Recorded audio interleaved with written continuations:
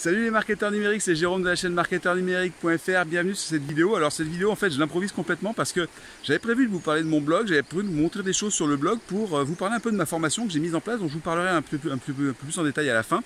52 contenus pour votre blog, un an de contenu pour votre blog, une formation que je viens juste de créer. Le truc c'est que hier, au moment où je tourne cette vidéo, donc le mercredi 10, le data center, il y a un immeuble d'OVH qui a pris feu. OVH c'est un énorme hébergeur.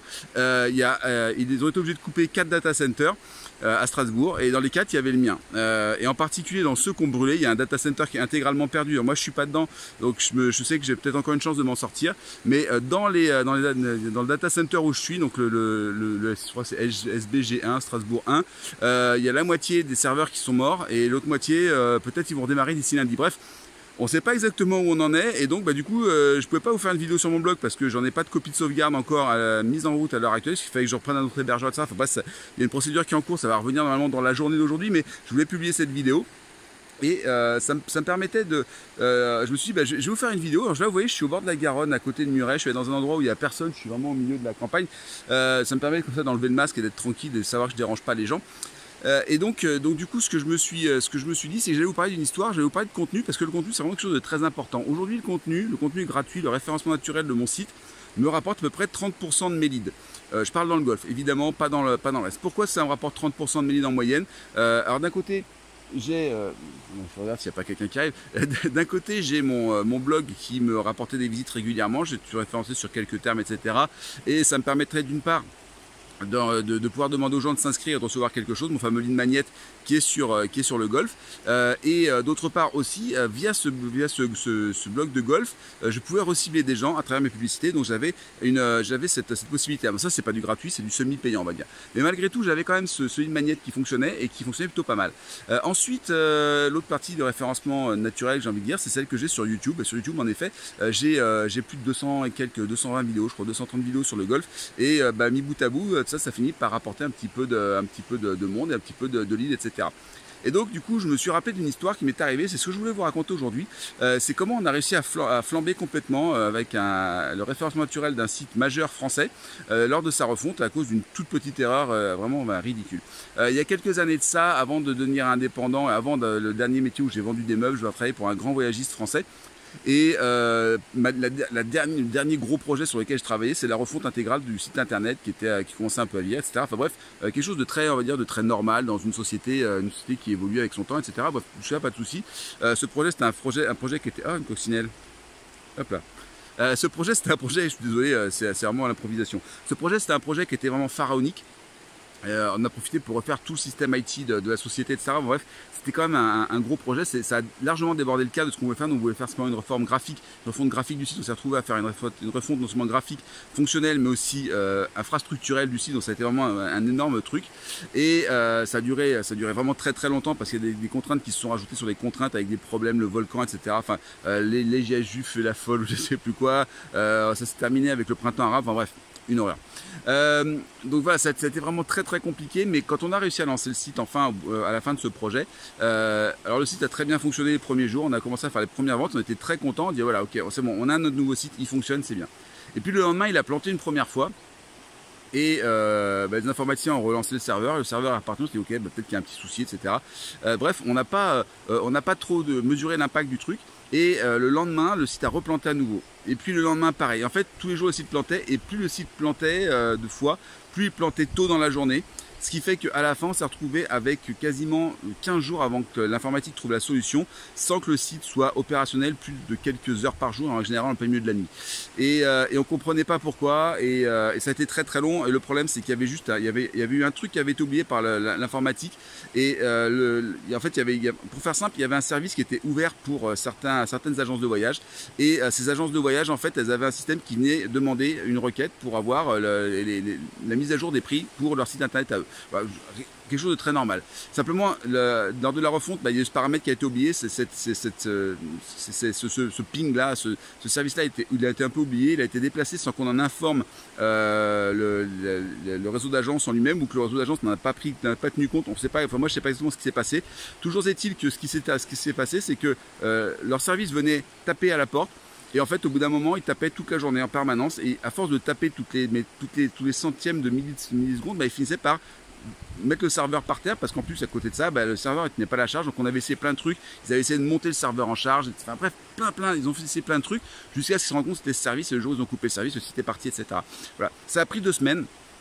Et pendant ces 2 semaines, en fait, ce qui s'est passé, c'est que le site étant en majorité du temps indisponible, bon, déjà les ventes se sont effondrées, mais ça, on savait qu'avec un site qui marchait pas, ça serait pas possible d'avoir autre chose. Mais en plus, ce qui s'est passé, c'est que Google nous a complètement désindexé. On a perdu toutes les positions qu'on avait sur le site, donc tout notre référencement naturel sur lequel on avait investi plusieurs dizaines de milliers d'euros et plusieurs centaines d'heures de travail, bah, elle a servi à rien, tout simplement.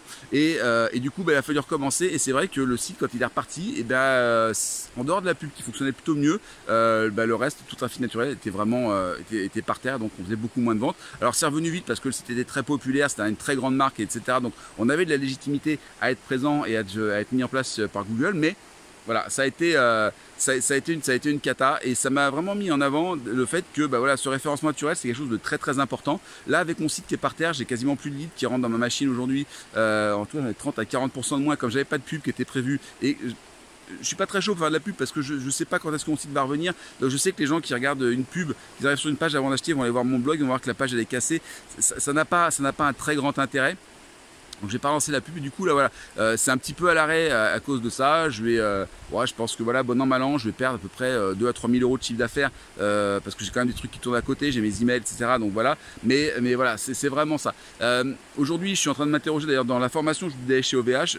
Pour l'instant, j'attends de voir comment est-ce qu'ils vont réagir. Pour moi, c'est une des meilleures sociétés en France, en tout cas ça l'était jusqu'à présent.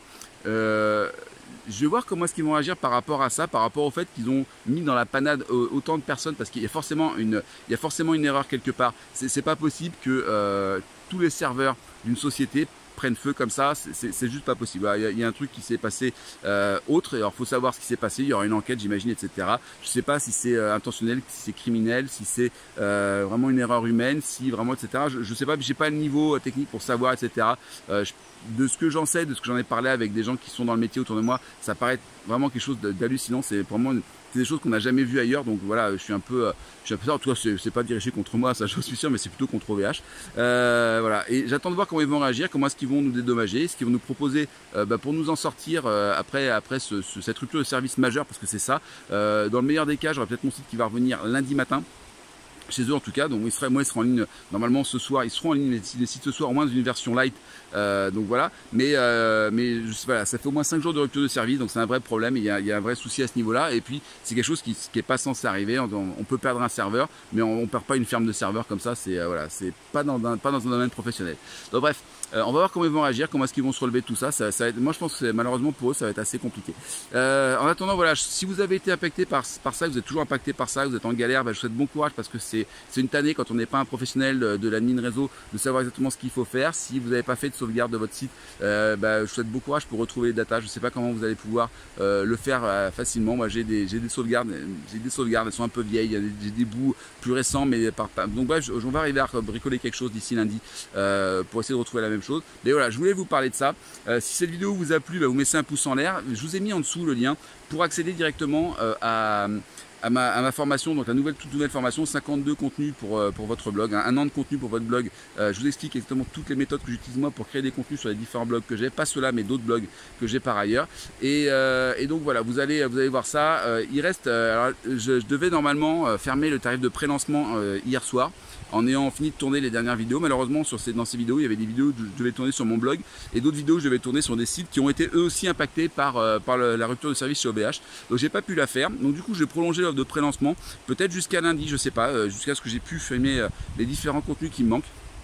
Et une fois que j'aurai réussi à filmer tous ces contenus, bien ma foi, je passerai à l'offre au prix normal. Et donc voilà, vous pouvez encore en profiter aujourd'hui et à mon avis certainement demain, vendredi. Mais après, je peux pas vous garantir que ça va durer plus longtemps. Je vais maintenir le prix de lancement jusqu'à vendredi, c'est sûr. Et après, derrière samedi et dimanche, bah, ça pourra passer plus cher. Mais voilà, d'ici là, je pense que vous aurez déjà décidé. Voilà. Donc le lien, il est juste en dessous si vous êtes sur Facebook, sur YouTube, juste au-dessus si vous êtes sur Facebook. Je vous attends dans l'information pour vous montrer bah, de quelle manière vous pouvez réussir à créer un blog. 52 semaines de contenu. De manière assez simple, en y passant pas plus d'1 heure par semaine. Vous allez voir, c'est la méthode, elle est c'est super facile. Il y a juste à suivre le système étape par étape et vous verrez que vous aurez de ça. Voilà. Allez, je vous laisse profiter une dernière fois de la belle vue sur la Garonne.